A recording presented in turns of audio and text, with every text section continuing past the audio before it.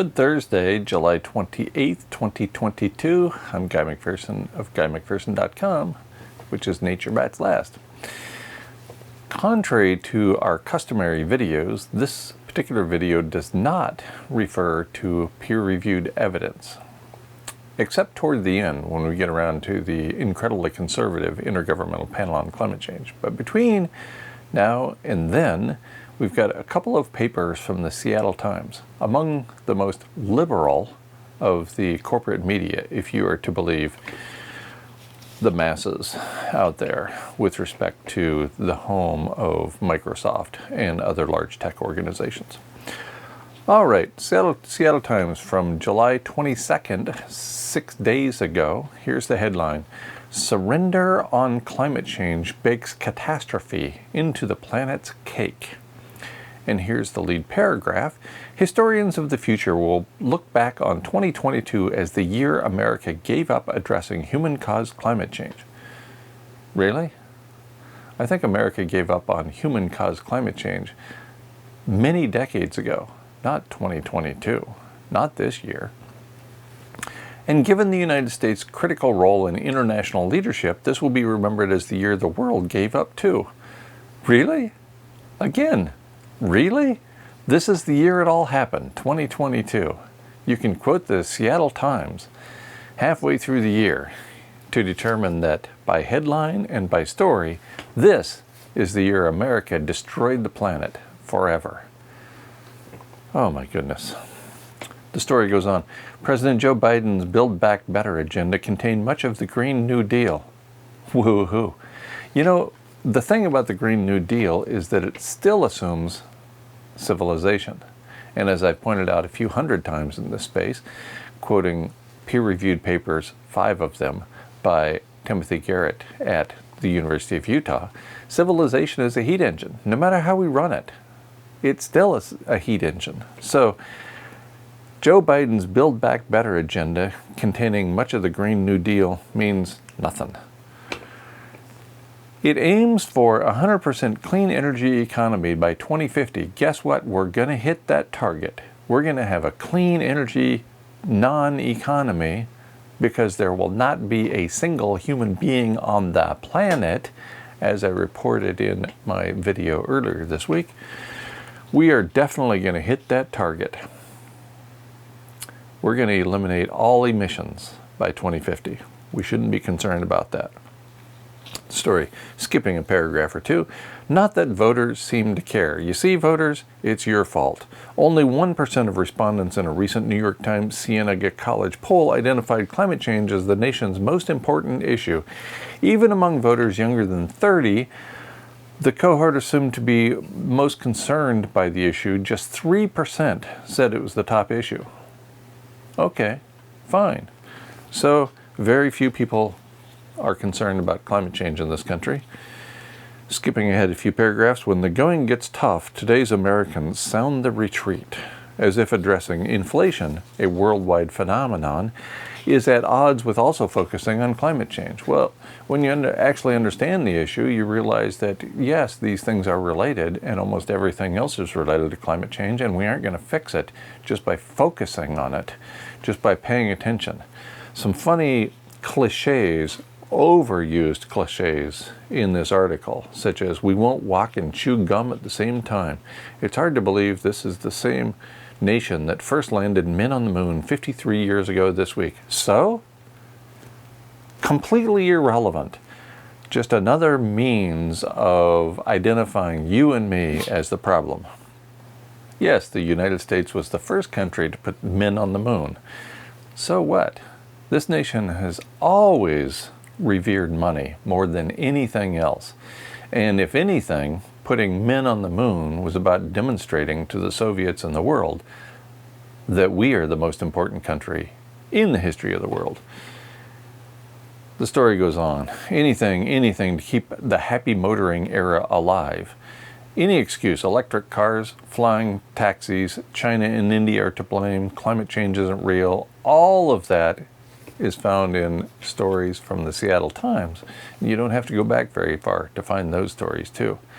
All to distract from the existential threat that is here now. Well, At least the Seattle Times gets that right. This is an existential threat here and now, and we are not addressing it by any stretch of the imagination. Grazing through a few other paragraphs, an analysis by the Office of Management and Budget estimated the federal government could spend an additional $25 billion to $122 billion each year on flood insurance, crop insurance, coastal disaster relief, healthcare insurance, wildland fire suppression, and flooding at federal facilities as a result of climate change being out of control. Guess what? No matter what we do, climate change is out of control at this point. The White House estimates these could cost the federal budget $2 trillion by the end of the century. I'm not really concerned about the $2 trillion at the end of the century because we won't have been here for a long time at that point. A report by the insurer Swiss Re estimated that the effects of climate change will cost the world $23 trillion by 2050. No, it won't. There will be not a human nor any money on this planet in 2050. More distract and divide from the corporate media, in this case coming from the Seattle Times. The bottom line from this story at the Seattle Times, and it will get worse, yes it will, all because we decided to give up. No, we didn't. And besides which, that doesn't have anything to do with it anyway. Give up? All right. Skipping ahead couple of days. This is from 3 days ago, also at the Seattle Times, and here's the headline. This column is about climate change. What might get you to read it? I should point out there's a link to each of these papers at GuyMcPherson.com, coincident with the release of this video. The lead in this paper, the evidence is everywhere. Hard to argue with that. There was, of course, the Northwest's 2021 heat dome, which brought deadly scorching temperatures to our region. Last week, 100 million people across the U.S. were under heat warnings or advisories, and parts of Europe experienced what was described as a heat apocalypse, the hottest temperatures on record. Later this week, the Seattle area is expected to see its second heat wave in about a month. Remember, this is the Seattle Times reporting, so what happens in Seattle matters. And those are only the heat impacts. You would think people would see all these signs and realize we need to get real about climate change. But instead, there's a collective shrug. Well, maybe if this country and the world had gotten real about climate change, say 100 or 150 years ago, we wouldn't be having this conversation. But now it's all baked in to the proverbial cake, to quote my previous article from the Seattle Times. You would think people would see all these signs and realize we need to get real about climate change. Really? Climate change is getting real with us. I don't see much we can do about that. The story goes on. But instead, there's a collective shrug. 6% of state voters viewed climate change as a top issue. And bear in mind, this is in Washington, where they had the climate change president running as a candidate recently. Even as low as that 6% number is, it's still higher than a New York Times Siena poll that found only 1% of voters nationally believe climate change was the most important issue. I will agree that this is a serious problem, and I will not agree that blaming and shaming will accomplish a thing. If people don't care, even in Washington, where our governor ran for president as the climate change candidate, our fate seems sealed. Yes, our fate is sealed, as it turns out. Clearly, we need much more than individuals picking up trash on neighborhood beaches to change the trajectory of our current crisis. Yes, we certainly do. Pressure on corporations, governments, and elected officials, as well as change from individuals in countries contributing most to the problem, are all needed. But that pressure will only come if more people believe this problem is urgent and solvable. Well, you had me going for a while there. It's urgent. We are not going to solve it because there is no means of solving it. Climate change has no neat and tidy enemies to collectively focus on. And yet, that's exactly what the Seattle Times is doing in both of these stories, targeting you and me, the masses, to fix climate change. Let's go back in time a little bit. and point out what no corporate media outlet ever reports on anymore. The Intergovernmental Panel on Climate Change, perhaps the most conservative scientific and political body in the history of the planet, concluded that climate change is abrupt in its October 8, 2018 report, Global Warming of 1.5 degrees. Here's a quote: "These global level rates of human-driven change far exceed the rates of change driven by geophysical or biosphere forces that have altered the Earth system trajectory in the past. Even abrupt geophysical events do not approach current rates of human-driven change." End quote.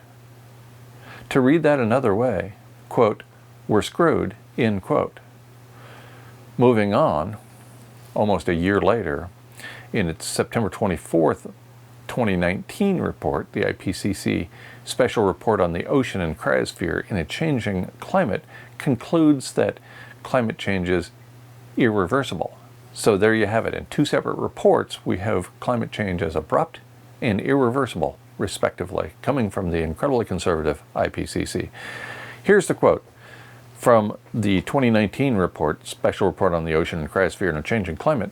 "Ocean acidification, deoxygenation, ice sheet and glacier mass loss, and permafrost degradation are expected to be irreversible on timescales relevant to human societies and ecosystems." So an overheated ocean is responsible for the irreversibility of climate change, which is also stunningly abrupt. So, not surprisingly, in these two stories in the Seattle Times, there is no mention of the IPCC's two reports indicating abrupt, irreversible climate change. Not surprisingly, there's no mention of aerosol masking and the rapid increase in global average temperature that will result from a reduction in industrial activity. Not surprisingly, in addition, there's no mention of the potential planet-wide loss of habitat for human animals, even though that's exactly what's underway all over the world right now. Just pick your place. There's habitat being destroyed for human animals. Instead of taking an evidentiary approach, these two articles take the typical approach of the corporate media, preferring to shame and blame, instead of focusing on evidence-based solutions, which are few and far between. Instead, let's blame you and me and ignore organizations like, Microsoft, that could be funding the Mirror Reflection Project. Never mind all that. Bottom line, this is not helping, Seattle Times. Bottom line, we're screwed. It's time to implement planetary hospice. Let's move on with it. Please like, subscribe, and share this video. Click the bell when you subscribe so you'll be notified about future videos in this space. Become a member of this channel for additional perks at as little as 99 cents per month. Mostly though, thanks for watching.